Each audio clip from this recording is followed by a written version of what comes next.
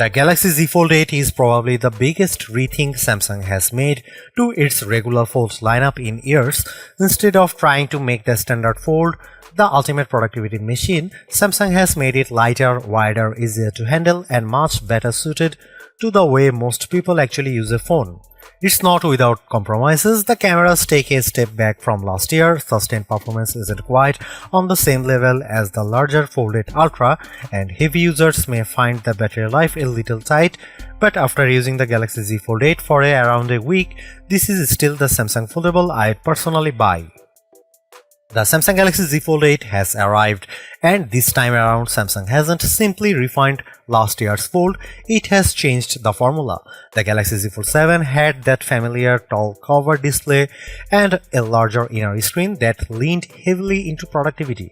With the Fold 8, Samsung has gone in a different direction.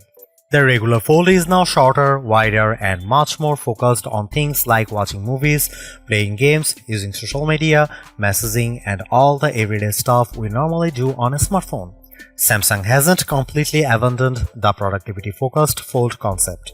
Instead, that idea has effectively been moved up to the Galaxy Z Fold 8 Ultra, which is also the more expensive model. And after using the regular Fold 8 for a week, I actually think Samsung might have stumbled onto something important here. The new proportions make this phone feel much more approachable. It's easier to use with one hand, the outer display makes more sense for everyday apps, and the whole thing feels less like a mini laptop and more like a normal phone that happens to unfold into a tablet. That sounds like a small distinction, but it changes the experience quite a bit. The first thing you notice about the Galaxy Z Fold 8 is that it doesn't really look like the Samsung Fold phones we have been using for the last several years. The overall book style concept is still here, obviously, but Samsung has completely reworked the proportions. Instead of the tall and narrow cover screen we have become used to, the Z Fold 8 gives you a 5.5-inch 16:10 outer display. It's noticeably shorter and wider, with a shape that reminds me more of a passport than a traditional Fold. Open it up, you get a 7.8-inch internal display with a 3:4 aspect ratio, which is much closer to the shape of a conventional tablet. And honestly, I understood what Samsung was doing almost immediately. I have used book-style foldables like the Galaxy Z Fold 7 and the Oppo Find N6 for extended periods, but the Fold 8 feels dramatically easier to live with than those taller designs. The outer display is the biggest reason why. The wider shape makes it much easier to type, scroll, read messages, and interact with apps without needing to open the phone every few seconds. TikTok looks good, YouTube works well, games feel more natural. Even basic things like Google Maps benefits from having a little more horizontal room. That might not sound revolutionary on paper, but when you use the phone throughout the day, the difference adds up. There is also something about the Fold 8's proportions that makes it feel like it sits between two categories. You still have the full-size inner display of a traditional book-style foldable, but when the phone is closed, the experience is much closer to using a compact device. I think that balance is one of the strongest things about the Z Fold 8. Then there is the weight. At just 201 grams, this is an incredibly light book-style foldable. It's actually lighter than Samsung Galaxy S26 Ultra, which is kind of ridiculous when you stop and think about it. And because this is a phone you are potentially going to hold while watching videos, browsing social media, gaming, or reading for long stretches, that weight reaction makes a meaningful difference. The phone doesn't feel like something you have to tolerate just because you want a foldable, it feels comfortable. The smaller overall body also makes it easier to carry in your pocket. The Fold 8 doesn't have that long, bulky feeling that previous Samsung Folds often had. The hinge is an interesting part of the design too. Compared with the Fold 8 Ultra, the hinge on the regular Fold 8 isn't as flexible. Getting it to sit comfortably halfway open in some of the laptop style positions takes a little more adjustment. But there is a benefit to the tighter hinge. Opening the phone feels effortless. You can pop it open with one hand without having to fight against the hinge, and Samsung says that decision was deliberate because the regular fold is supposed to be used more like an everyday phone than a productivity workstation. You can still position the display halfway open too. You could use it in tent mode or prop it up in a laptop style arrangement if you want to. I just don't think most people will use that feature very often, especially because the 3:4 inner display isn't particularly tailored to that workflow. For those who genuinely want that kind of setup, the Fold 8 Ultra makes more sense. Samsung has also kept the usual premium color selection. You get graphite, cream, lavender, and pistachio, with pistachio being exclusive to the Samsung store. Durability is more familiar territory. The Fold 8 carries an IP48 rating, which gives you protection against water and larger particles, and Samsung says it can handle being submerged in up to 1.5 meters of water for as long as 30 minutes. But dust protection hasn't really moved forward. Particles smaller than 1 mm can still potentially get inside the phone, so you still need to be a little careful in particularly dusty environments. At this point, Google is still one of the few companies to really address the difficult combination of dust and water resistance on foldables, so Samsung's approach isn't particularly unusual. It just means there is still room for improvement. One of the biggest weaknesses of older Samsung Folds was that the cover display often felt like something you used only when you absolutely had to.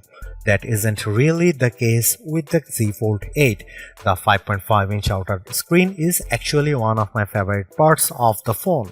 The 16:10 ratio gives it a wider footprint, so typing, messaging, social media, browsing, and navigation all feel more natural.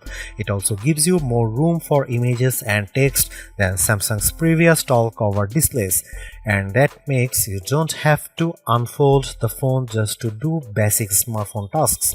That's a big deal. Gaming is another area where the wider screen works nicely. It feels less constrained than older fold cover displays, and watching 16:9 content on Netflix is also pretty good. You still get small black bars, but the video occupies a larger portion of the screen than it does on some of Samsung's more square foldables. What impressed me most is that it doesn't feel cramped. At only 5.5 inches, that could have been a problem, but Samsung has chosen the aspect ratio carefully and it works. The quality is also flagship level, which makes a difference. This isn't a basic outer panel that exists just to get you through the day. It feels like a screen you could actually use as your primary display. Then of course there is a big internal panel.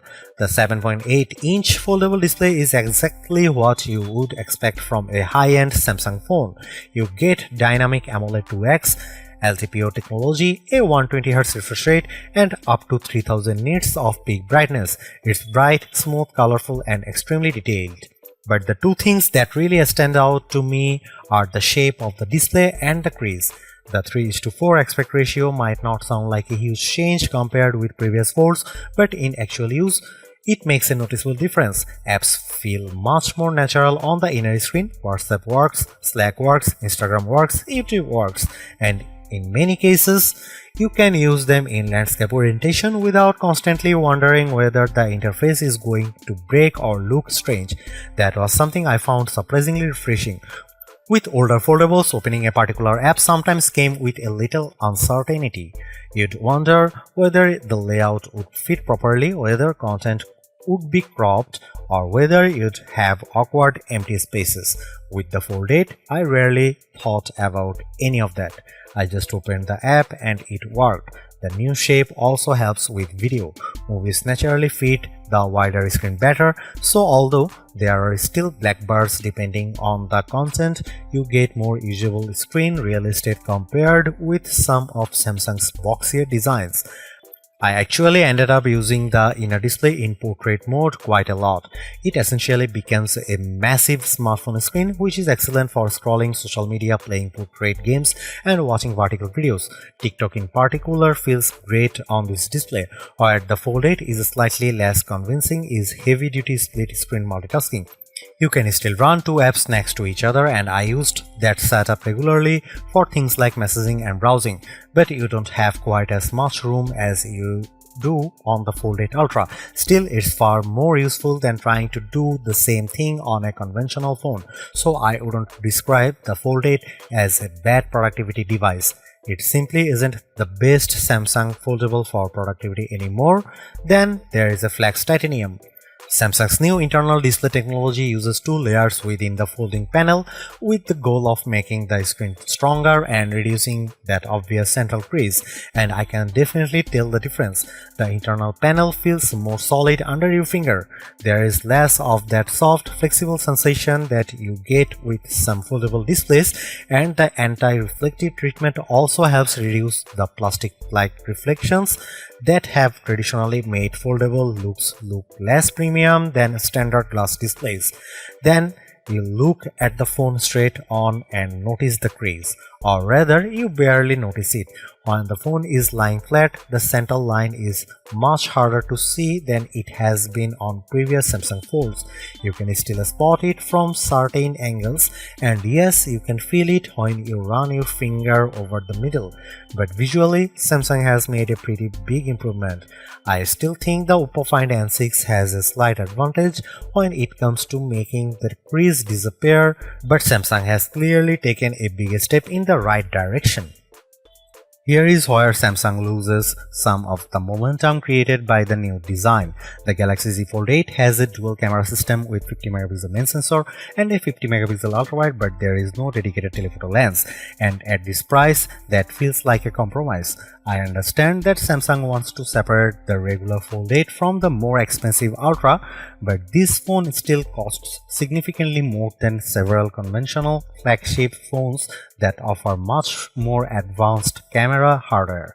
You are paying more than an iPhone 17 Pro Max, for example, and more than the Oppo Find X9 Ultra. That makes the camera hardware harder to defend. It's also frustrating because last year's Z Fold 7 actually gave buyers more. You had a 200 megapixel main camera, an ultra-wide and a dedicated zoom camera, all for roughly the same money. This year Samsung has reserved that more capable 3-camera system for the Fold 8 Ultra. The regular Fold 8 therefore makes to do with two 50 megapixel sensors. The main camera can produce strong results and the ultra-wide is useful, but once you need to zoom in, things become much less convincing.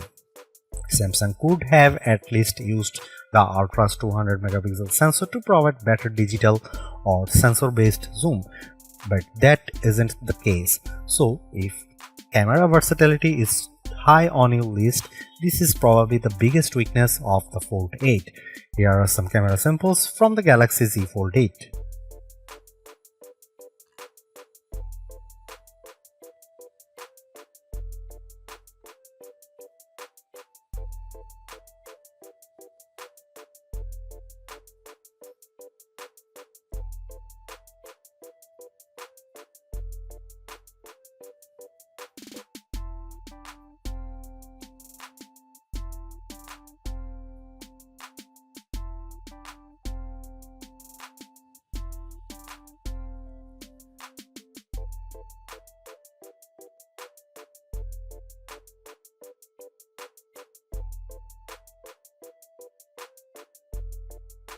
The Galaxy Z Fold 8 is much more than just another yearly Fold upgrade.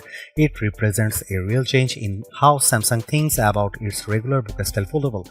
Previous Fold models were increasingly defined by productivity. Samsung wanted them to feel like mini workstations that happened to fit in your pocket.